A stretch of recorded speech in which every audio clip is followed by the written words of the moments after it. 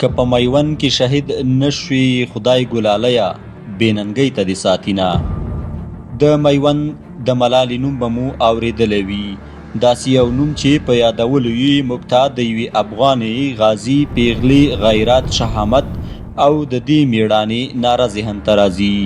احساس ټي وي چینل سبسکرایب او ملګرو سره یې شریک کړئ. امیر محمد یعقوب خان چې کله انګریزانو ونیوو او ګندمک ته یې چې د کابل او ننګرهار ترمنځ یوه سیمه ده بوتللو او هلته یې د افغانستان په تاریخ کې پرې خرابترینه معاهده لاسلیک کړه. په دې معاهده کې افغانستان ډېرې نورې ځمکې له لاسه ورکړې. د ګندمک د معاهدې له مخې افغانستان پښین، کورم او خیبر له لاسه ورکړل او د دې قرارداد له مخې د انګریز نماینده په کابل کې ځای پر ځای شو چې دا کار افغان ملت ته د منلو وړ نه و، ځکه نو مجاهدینو په میړانه د انګریزانو خلاف جنگ ته ملا ورته کړه.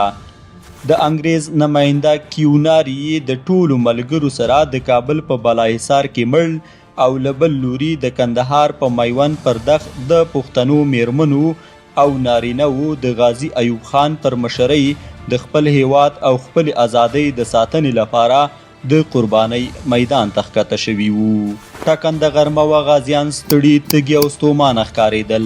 د میوند پر دښتو اوبه هم نه وې، نږدې وو چې د پښتنو لښکر له تندې ماته وخوري او له بلې خوا د دښمن لښکر ډېر قوي او په هر ډول وسلو مجهز وو. په دغه حالات کې د پښتنو بیرغچي هم جوبل شوی وو چې دې حالات انګریزانو ته د یوې شدیدې حملې جرأت په لاس ورکړ. ملي او ولسي روایت او هم تاریخي آثار په دې هکله تقریبا په یوه خوله دي او د عباراتو په ډېر لوی توپیر او بدلون د میوند په فتحه کې د هغې غوڅ او ټاکونکی نقش تاییدوي. د پښتني میرمنې د کتاب لیکوال عبدالرؤف بینوا لیکي چې د دوشنبې په ورځ د برات د میاشتې په 18مه په 1290 هجري قمري کال افغاني زلمیانو او میرمنو د خپل وطن د ساتلو په نیت سرونه په میدان ایښي وو او د میوند ډګر د قربانۍ لپاره حاضر شوي وو. ټکنده غرمه وه، غازیان ستړي، تږي او ستومانه ښکارېدل. د میوند پر دښتو اوبه هم نه وي. په دې حالاتو کې د پښتنو بیرغچي هم جوبل شوی وو. په دې وخت کې د پښتنو له منځه یوه پیغله میدان ته راغله او د پښتنو بیرغ یې د خلکو له پښو پورته کړ او دا لنډۍ یې وویله: خال به د یار له وینو کېږدم چې شینکي باغ کې ګل ګلاب وشرموینه، او که په میوند کې شهید نشوي خدای ګلاليه بېننګۍ ته دې ساتینه. د دې پیغلې دا غږ یو آسماني غږ و چې د افغاني زلمیانو وینې په جوش راوستلې او ټولو د الله اکبر په ناره پر غلیم یرغل وکړ او دښمنان یې تار په تار او خپله مقدسه خاوره یې د هغوی له ګنده قدمونو څخه وژغورله. دا پیغله ملاله نومېدله چې ځینو روایتونو کې همدغه پورته مفهوم د الفاظو په لږ او ډېر بدلون سره راغلی دی. د یوه خوا د فرنګي پوځونو د میوند پر دښته پراته په هر ډول وسلو سمبال وو، بل لور ته افغانان په تش لاس خو د ایمان او عقیدې په وسله سمبال د هغوی مقابلې ته راوتلي وو او په دې نیت او تکل وو چې دغه کفري لښکر یې له خپلې خاورې څخه وباسي او هیواد د دوی له ناپاکو منګولو څخه پاک کړي. له افغانانو سره په دغه جګړه کې افغاني پیغلې او میرمنې هم شاملې وي چې ځینو یې غازیانو ته اوبه، خواړه او باروت وررسول او ځینې نور یې بیا له خپلو پلرونو، ورونو او میړونو سره اوږه پر اوږه د دښمن په مقابله کې ولاړې وې. یوه د دغو نومیالیو څخه ملالۍ وه. ټکنده غرمه وه.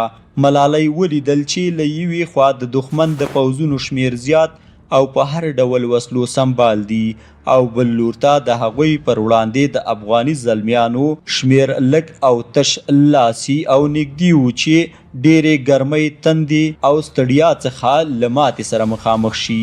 نو یو هسک ځای ته وختل او د زړه له سوخته یې افغاني غازیانو ته دا لنډۍ ډالۍ کړه: که په میوند کې شهید نشوي خدای ګلاليه بېننګۍ ته دې ساتینه.